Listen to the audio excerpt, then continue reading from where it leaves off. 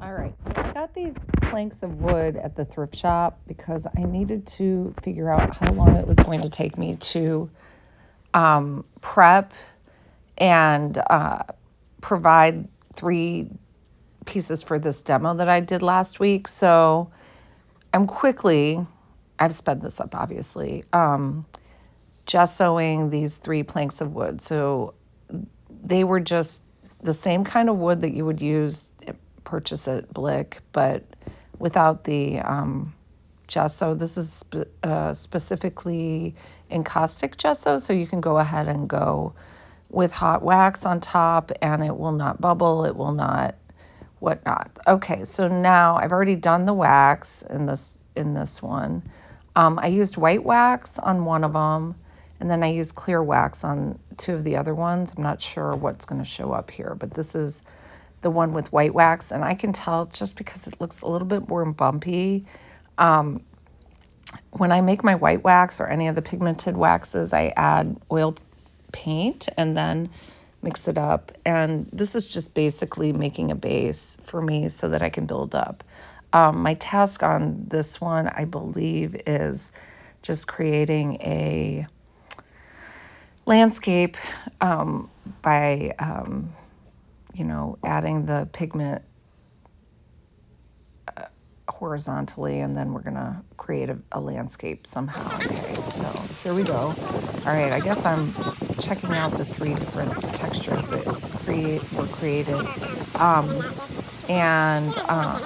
Yes, they're bumpy. For me, it doesn't really matter because I'm gonna add bumpy pigments to it, but for the most part, you're going to want something that kind of looks like this before you start adding, because you don't want it right on the panel. I do this so that I can kind of dig back and I have a sturdy sort of base. Okay, here I go. I'm doing another layer. So at this point, it looks like I've got 2 or 3, maybe 4 decent layers, and before fusing them together, it's going to look like this. Okay, the heat that I bring in later with the hot gun is going to kind of melt it all together, and it'll look a little more cohesive to be able to paint on. So there's that.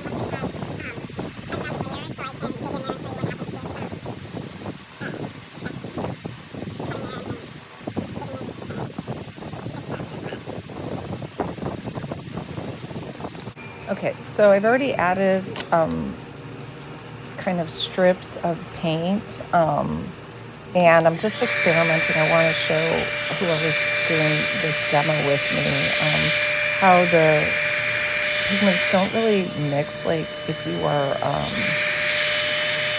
using oil paint back and forth, but it kind of separates and will move into each other, as you can see. And I find too that certain paints next to each other create a different effect.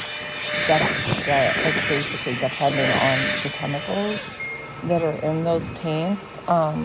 So this is what I'm going for right now. I don't really care. I'm not thinking too much about the colors next to each other. I just want to see what happens when I fuse them. All right, so here's a cute little landscape when all is said and done. Yes, it looks a little bumpy in the sky. I added a little bit of scratching away. I added some alcohol ink for the grass and just painted on with my encaustic pigments a tree, just so we could have a basic idea of what it would look like creating a landscape. I find people really like being shown how to do that. It's the universal language of art. And so, yeah, these actually have changed already. I believe that it looks completely different at this stage, but this is the mid stage. And with encaustic, you can go back and cover it if you don't like it and fuse it and go back and forth until you get something you really like. And it dries so quickly, which is what I love because I'm a little bit impatient with all of this.